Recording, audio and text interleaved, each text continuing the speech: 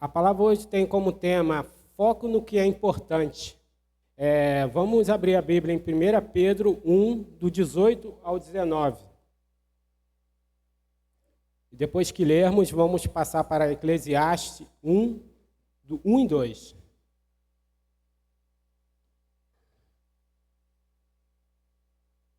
Da ARC, versão ARC. 1 Pedro 1, 18 e 19. Possamos? Porquanto estáis cientes que não foi mediante com coisas corruptíveis, como prata ou ouro, que foste resgatados a vossa vã maneira de viver, que por tradição recebeste dos vossos pais. 19.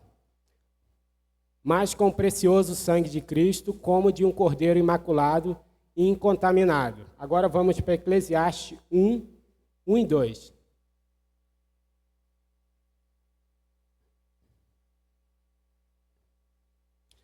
Palavras do pregador, filho de Davi, rei em Jerusalém. Vaidade de vaidades, diz o pregador. Vaidade de vaidades. Tudo é vaidade. Diga para o seu irmão ao lado, tudo é passageiro, as coisas de Deus são eternas. Pode se assentar, os irmãos. Aqui, quando Salomão fala sobre vaidades, quer dizer passageiro ou ilusório, né? Estamos no mês de dezembro aí, né? A época de planejarmos as coisas, recebemos nossos familiares, reunimos nossa família, né?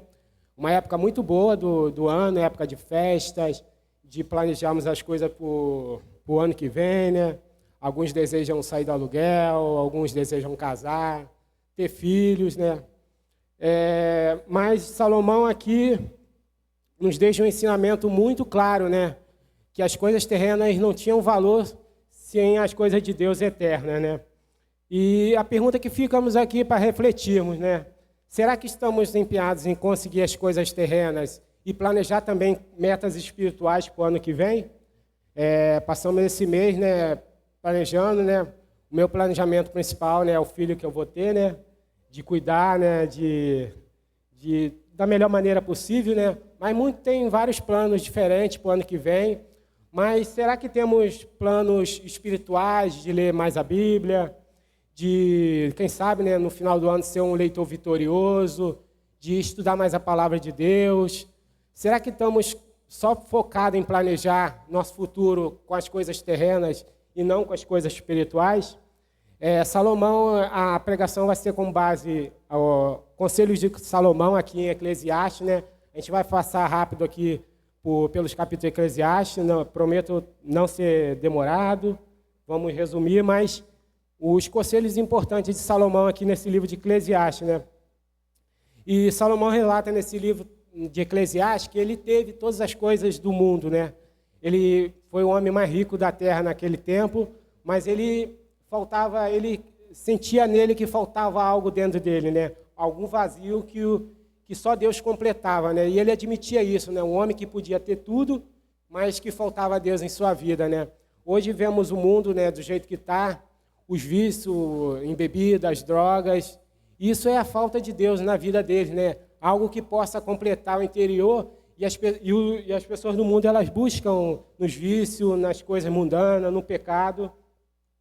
E eu fiz uma rápida pesquisa aqui, né, sobre o quanto Salomão era rico, né, com alguns dados cruzados da Bíblia. Se ele vivesse nos dias de hoje, a sua fortuna bateria na faixa de trilhões e trilhões de dólares e reais, algo incalculável, né? Ele seria o homem mais rico hoje em dia, superando até os mais ricos que vemos agora, né?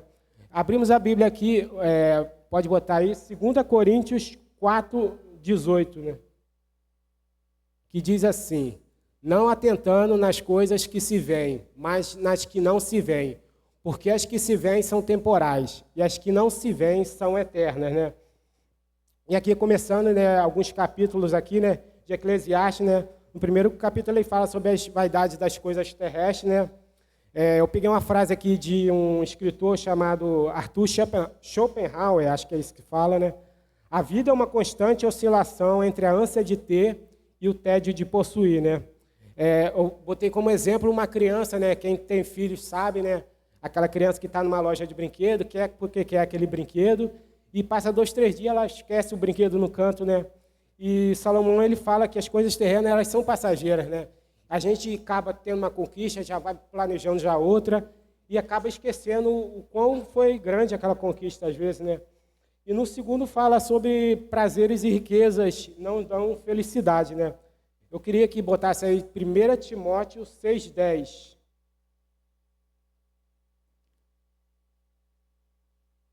1 Timóteo 6,10. Que diz assim: porque o amor ao dinheiro é a raiz de todos os males. E nessa cobiça alguns se desviaram da fé e se trapassaram a si mesmo com muitas dores, né? Hoje o mundo, o papel nosso como cristão, né? Não devemos ter esse amor exacerbado ao dinheiro, às riquezas, né? Assim como Salomão, né? Ele teve tudo, a riqueza e os prazeres da vida, e ele admitiu que faltava a Deus, e Deus era o mais importante, né? Naquilo, né? E no terceiro aqui falamos sobre o tempo das coisas, né? Um versículo bem conhecido, né? Há tempo para todas as coisas acontecerem, e que o tempo de Deus é diferente do nosso, né? Em Filipenses 4:6, poderia botar aí, Miguel? Não estejamos inquietos por coisas algumas, antes em vós petições sejam em tudo, conhecidas diante de Deus pela oração e súplica com ação de graças, né? Às vezes ficamos tão ansiosos, né, esperando algo de Deus, né? E uma coisa que a gente tem que entender, porque as coisas que a gente precisa, que a gente pede a Deus, elas precisam estar alinhadas de acordo com a vontade de Deus. E tem outra coisa, que é saber esperar também o tempo dele, que é diferente do nosso, né? Aí no quarto aqui vamos falar sobre os males e as tribulações da vida que podemos enfrentar. Romanos 8:18. Poderia colocar aí, Miguel? Porque para mim tenho por certo que as aflições desse mundo presente não são comparados com a glória em que nos há de ser revelada, né? Não estamos livres dos dias de ruins, dos dias maus, dos dias bons. E isso, Salomão, ele aconselha a gente aqui que a gente não está livre disso, né? Aqui no quinto eu vou pular, que é vários conselhos práticos, se os irmãos quiserem ler depois. E no sexto, eu acho que é uma coisa muito importante, né? Que ele fala sobre ser lícito usufruir dos bens que Deus nos dá, né? Coloca Jeremias 29:11, que é um versículo bem conhecido. Porque eu bem sei os pensamentos que tenho a respeito de vós, diz o Senhor, pensamentos de paz e não de mal, para que eu dê o fim que esperas. E coloca um versículo que foi citado bastante no semear, que é Gênesis 26:12.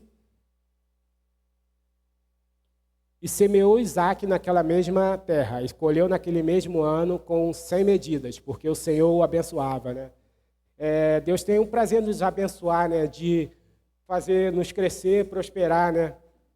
Crescer no emprego, sair do aluguel, comprar uma casa, aumentar nosso emprego, né? Ser promovido. Mas Salomão deixa muito claro que isso não pode satisfazer, isso não pode ser algo que a gente perde a vida por isso, né? E que o único que pode satisfazer nosso interior se chama Jesus Cristo, né? E nós temos essa busca nele, né? E temos que assim tudo virá como consequência, né? Assim como diz o versículo bem conhecido, né? Mateus 6:33, né? Que diz: mas buscai o reino de Deus e todas as demais coisas vos serão acrescentadas. E os nossos planos, eles precisam estar alinhados com Deus, né? Porque o mesmo Deus que realiza nossos sonhos, se não estiver alinhado com a vontade dele, ele pode frustrar, a gente pode ficar frustrado, né?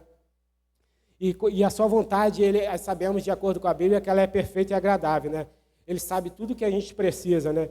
Ele sabe os desejos do coração e escuta nossa oração, né? Que é a oração do justo, né? E que esses planos de 2026 que colocamos diante do Senhor, eles precisam estar alinhados com a vontade de Deus, né? E isso que temos que pedir em nossas orações, né? Antes de planejar, a gente precisa orar e pedir a Deus: Deus, seja feita a sua vontade, porque às vezes as nossas vontades elas não são boas e Deus ele conserta o caminho para que a sua vontade prevaleça, e Deus quer o melhor de nós, né? E continuando aqui no 7, nos diz como somos fortes nos dias difíceis, né? Coloque Tiago 1, 2 ao 4, ô Miguel. Meus irmãos, tende grandes alegria quando enfrentamos várias tribulações, sabendo que a prova da vossa fé opera a paciência. Tenho, porém, a paciência, a sua obra perfeita, para que sejais perfeitos e completos, sem alterar e faltar em coisa alguma. Deus, ele às vezes permite que passamos momentos difíceis, às vezes é para a gente moldar a nossa fé, né? Para nos tornar bem mais fortes, né, do que somos, né? E a gente não está imune, né, como crente, de passar por momentos difíceis. E isso a gente tem que ver pelo olhar bom, que isso vai acrescentar em nossa vida, né, crescer nossas fé, né? Aqui, passando por 8 e 9, nos fala sobre os males dessa vida estar sobre todos, né? Coloque aí Mateus 5,45. Miguel, Mateus 5,45. Porque faz o que o seu sol se levante sobre os maus e os bons, e a chuva desça sobre os justos e os injustos. Vemos aí nos últimos tempos, né, os meses atrás, esse mês, que alguns irmãos da nossa igreja passaram por enfermidades, né? Deus coube a recolher nosso irmão Carlos, né? Ficamos muito tristes, né? Mas a gente tem que ter em mente que, como diz a palavra, né, a chuva está sobre os justos e injustos, né? Vivemos nesse mundo, né? E temos que crer que nós, como os filhos de Deus, a gente tem um Pai, a gente tem alguém que pode curar nossas feridas, curar nossas doenças. E temos que crer, né? E essa é a nossa diferença para o mundo, né? Que temos um Pai, algo que pode interceder por nós, né? Como diz a palavra, a gente não está imune aos dias difíceis, né? E aos males dessa vida, né?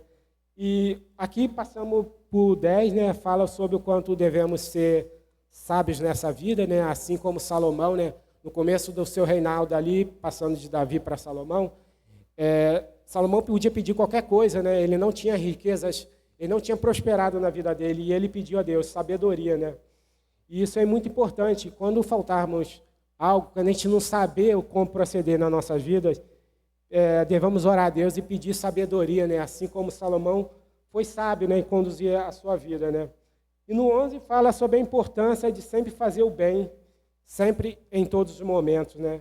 Gálatas 6,9 nos fala isso, né? Pode colocar aí, Miguel, Gálatas 6,9. E não nos cansemos de fazer o bem, porque o seu tempo ceifaremos, se não havemos desfalecidos, né?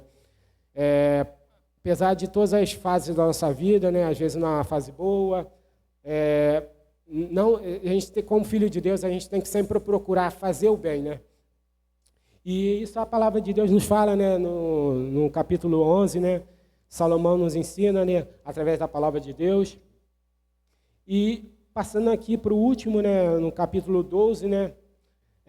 Tem um recado aqui que eu posso até virar para a mocidade, né? Para os jovens, né? Eu quero dizer que vocês estão na melhor fase da vida de vocês. Estudem, projetem o futuro de vocês e busquem a Deus, orem mais, leiam a Bíblia, né? Estejam preparados, para estarem preparados também para as ciladas do inimigo, né? É aqui que Salomão dá esse recado para a mocidade, né?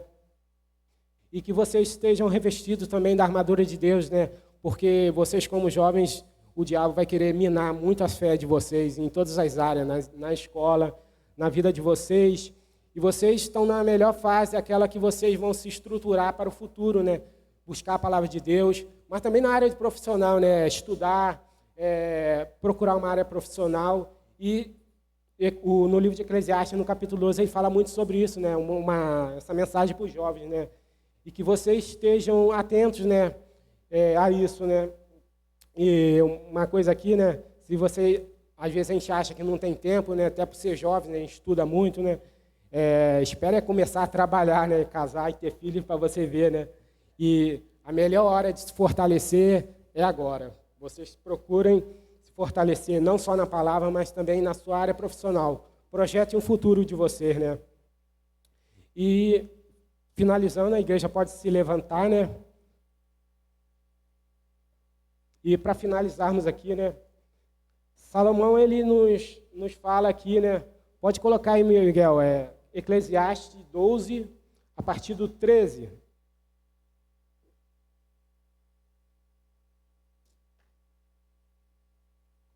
Ele, do alto da sua sabedoria, ele fala o que é o sentido da vida para nós, né? E vamos ler: de tudo que se tem ouvido, o fim é: teme a Deus, guarda os seus mandamentos, porque isto é o dever de todo homem. Pode passar o próximo? Porque Deus há de trazer o juízo a toda obra, até tudo que está encoberto, quer seja bom ou quer seja mal. Vamos repetir nós todos juntos, o 13 e o 14. Vamos, 1, 2, 3. De tudo que se tem ouvido, o fim é: teme a Deus, guarde os seus mandamentos, porque isto é o dever de todo homem. Porque Deus há de trazer o juízo a toda obra, e até tudo que está encoberto, quer seja bom, quer seja mal. E a conclusão aqui da palavra de Deus, né, uma palavra bem sucinta, né, que eu trouxe aqui através de Deus, né, que as bênçãos de Deus que Ele vai nos proporcionar, ela não pode preencher o lugar de Deus em nossas vidas, né, e que devemos buscar as coisas eternas de Deus, que são coisas incorruptíveis, para que as coisas terrenas venham a ter consequências em nossas vidas, né. As bênçãos de Deus, elas não têm fim, né? Somos filhos do dono da prata e do ouro, e que possamos estar mudando essa mentalidade. A gente planeja as coisas para o ano que vem, né? Para o futuro próximo, mas não devemos deixar as coisas espirituais terem um fim em nossas vidas, né? Enquanto o Ministério de Louvor sobe para louvar ao Senhor, você pode vir à frente para que possamos orar junto, e que você coloque as suas metas e planos futuros alinhados diante de Deus, né? Às vezes a gente planeja da nossa cabeça, a gente nem consulta a Deus, mas hoje eu quero que você venha à frente, assim como eu também vou botar minhas metas e planos futuros, para que seja feita a vontade de Deus e não a nossa, né? E que tudo que planejamos a gente tem como sonho, como metas para o ano que vem, né? Que a gente tem planejado. Esse é o mês que planejamos as coisas, estamos aí, que Deus possa estar conduzindo todas as coisas da melhor maneira possível, da maneira dele, né? E que possamos ter fé e esperar o tempo certo, né? É isso que eu agradeço a oportunidade aqui, em nome de Jesus.